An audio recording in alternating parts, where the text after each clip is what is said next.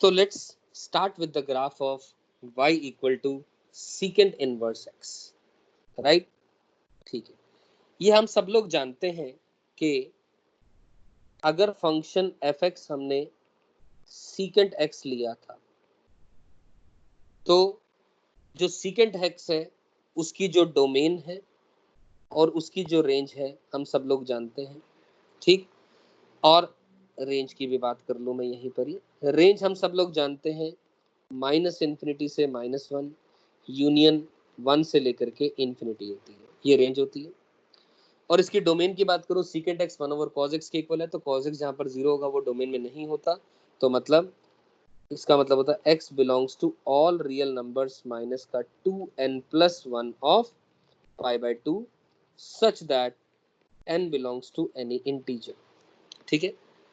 अब हमारा area of interest क्या है, इस फंक्शन का इनवर्स निकालना।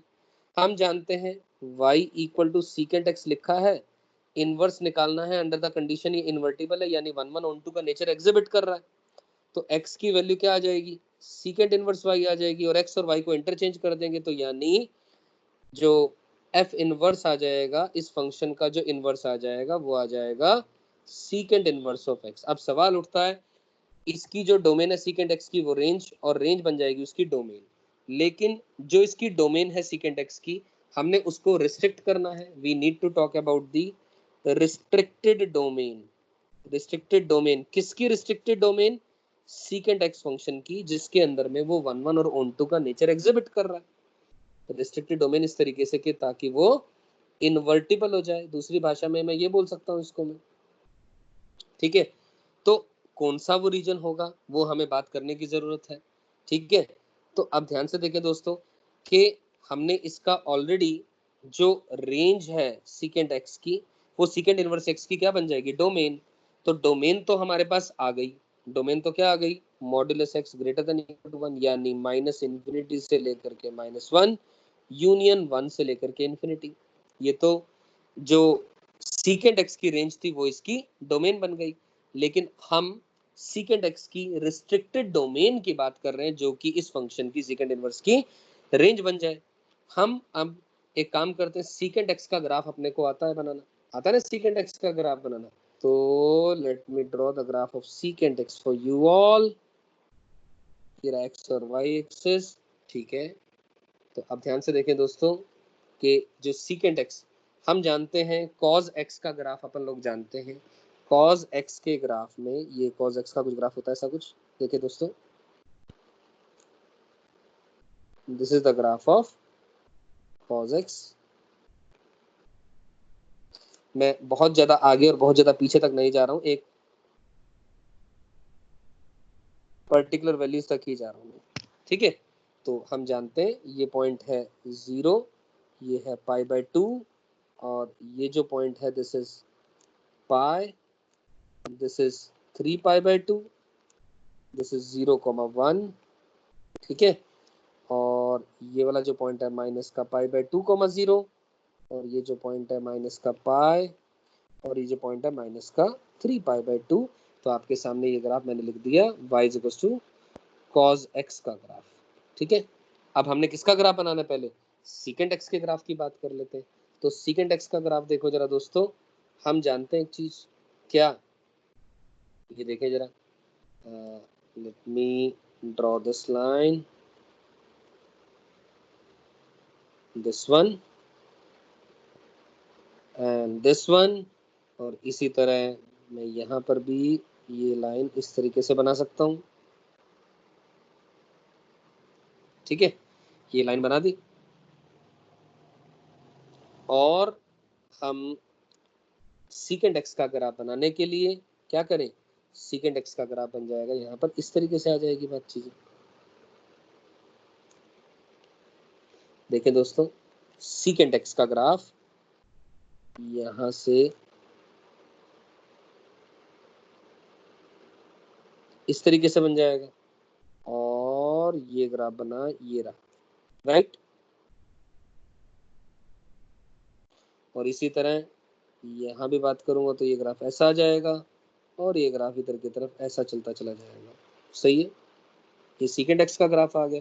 और इसी तरह यहाँ पर ये ग्राफ ऐसा और ये ग्राफ ऐसा चलता चला जाएगा, ठीक है।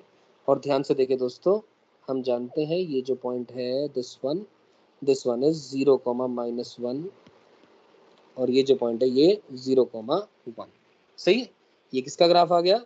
सीकेंट एक्स का ग्राफ आ गया। तो मैं आपसे क्या बात कर रहा था, हमने सीकेंट एक्स के ग्राफ में रिस्ट्रिक्टेड डोमेन ढूंढनी है जिसके अंदर में वो 1,1 और 1,2 का बिहेवियर शो करे। तो ध्यान से देखें दोस्तों, ये रहा वो इंटरवल जिसके अंदर में ऐसा हो रहा है दिस वन, ये जो ग्राफ का रीजन आ रहा है, देखो ये आ रहा है ना 0 से लेकर के π/2 और π/2 से लेकर के पाई, इस रीजन के अंदर में ये जो ग्राफ आ रहा है हमारा, ये अपनी सारी की सारी वैल्यू अटेन कर ले रहा है। This graph is attaining all of its values, getting my point. ये सारी की सारी वैल्यू इसने ले ली, यानी -1 से 1। तो इसका मतलब क्या हुआ? इसका मतलब हुआ जो सीकेंट एक्स की जो रिस्ट्रिक्टेड डोमेन हो गई वो हो गई क्लोज 0 से लेकर के क्लोज्ड पाई, और इसमें से आप π/2 हटा दे। This is the restricted domain, you getting my point. और ये रिस्ट्रिक्टेड डोमेन जो है सीकेंट इनवर्स एक्स की क्या बन जाएगी? रेंज बन जाएगी। ये रही आपके सामने इसकी जो रेंज आ गई, और डोमेन हमने इसकी सीकेंट इनवर्स एक्स की पहले निकाल ली थी जो कि रेंज थी सीकेंट एक्स के फंक्शन की। क्लियर? अब हमें क्या करना है? अब we got to take the mirror image. अब हमें मिरर इमेज लेनी है किसकी? सीकेंट एक्स के ग्राफ की about the line y equal to x. तो ये रही y equal to x line, ध्यान से देखें दोस्तों, ये रही line y equal to x, ठीक। सो इस y इक्वल टू एक्स के अबाउट हमने क्या लेना है? मिरर इमेज लेना है, तब हमारे पास सीकेंट इनवर्स एक्स का ग्राफ आ जाएगा।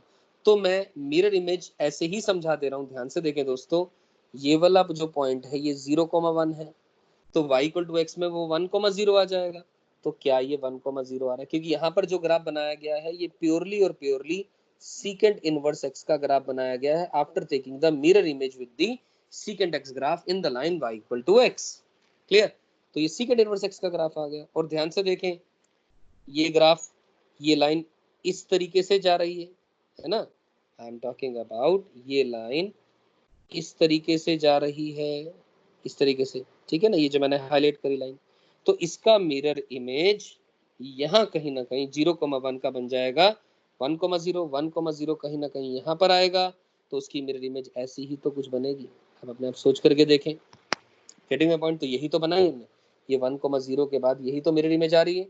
और मैं इस पॉइंट का कोऑर्डिनेट की बात करूं, π/2 नो डाउट डोमेन में नहीं है सीकेंट एक्स के, π/2 के कोरस्पोंडिंग इंफिनिटी वैल्यू आ रही है, आई एम राइटिंग π/2 के कोरस्पोंडिंग इंफिनिटी वैल्यू आ रही है, π/2 के कोरस्पोंडिंग इंफिनिटी वैल्यू आ रही है। तो इसका जो मिरर इमेज हो जाएगा वो इंफिनिटी के कोरस्पोंडिंग π/2 वैल्यू आ जाएगी, ये मान के चलने।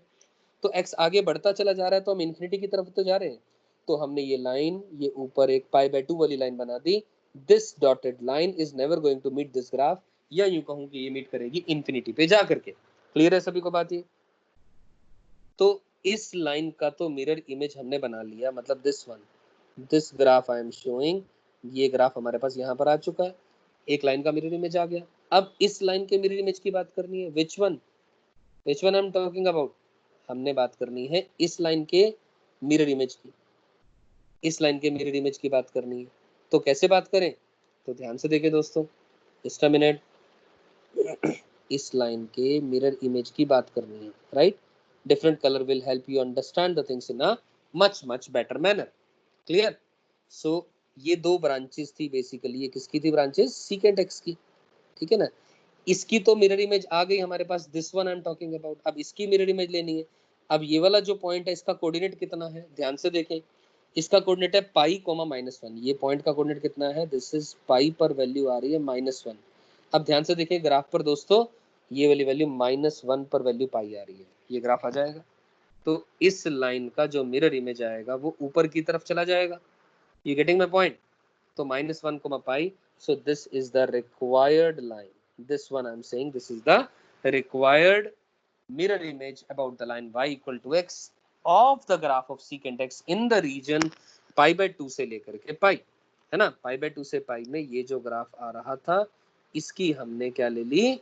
मिरर इमेज ले ली। Mirror image I am sure लेना आप सभी को आता है, मैं यहाँ पर डायग्राम नहीं बना रहा हूँ, पाई कोमा -1 है तो -1 कहीं ना कहीं यहाँ आएगा, ये पाई माइनस का पाई/2 है ना, वो तो -1.5 होता है, पाई कहीं ना कहीं यहाँ आएगा, इसके कोरस्पॉन्डिंग ये वैल्यू ऐसा कुछ आएगी।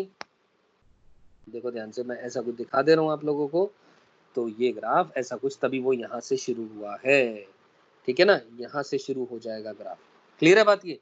और पाई/2 के कोरस्पॉन्डिंग इन्फिनिटी वैल्यू आ रही है, ऐसे समझो, पाई/2 के कोरस्पॉन्डिंग -इन्फिनिटी आ रही है, तो a, b becomes b, a, तो एज अ रिजल्ट -इन्फिनिटी के कोरस्पॉन्डिंग पाई/2 वैल्यू पहुंच जाएगी।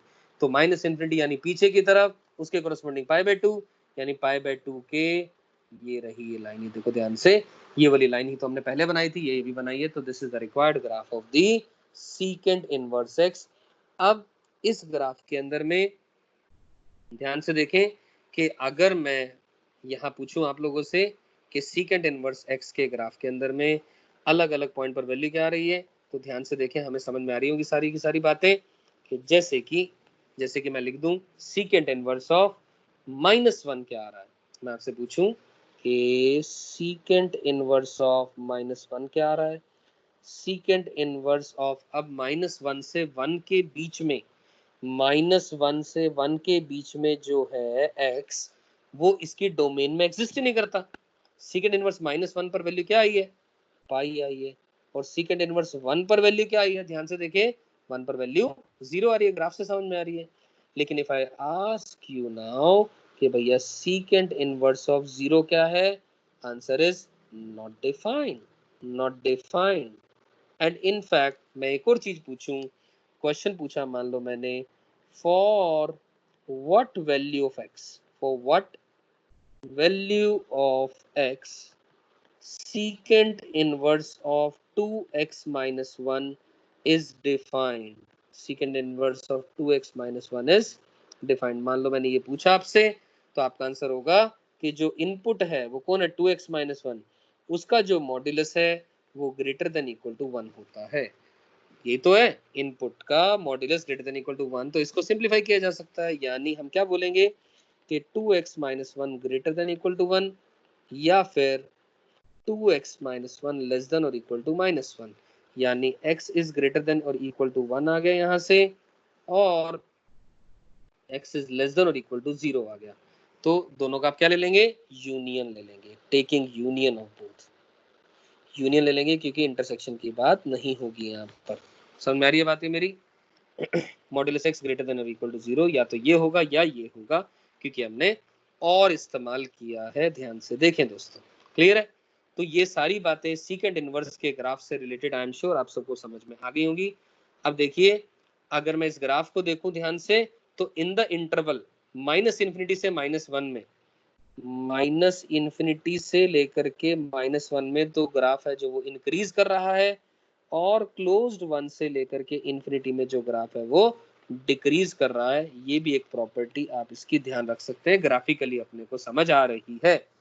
-इन्फिनिटी से -1 में ग्राफ बढ़ता जा रहा है, x की वैल्यू इनपुट हो रही है तो y बढ़ रहा है, और 1 से इन्फिनिटी में, सॉरी, -इन्फिनिटी से -1 में भी ग्राफ इंक्रीज कर रहा है, और 1 से इन्फिनिटी में भी तो ग्राफ इंक्रीज ही तो कर रहा है। ध्यान से देखें दोस्तों, just a minute, the graph is increasing.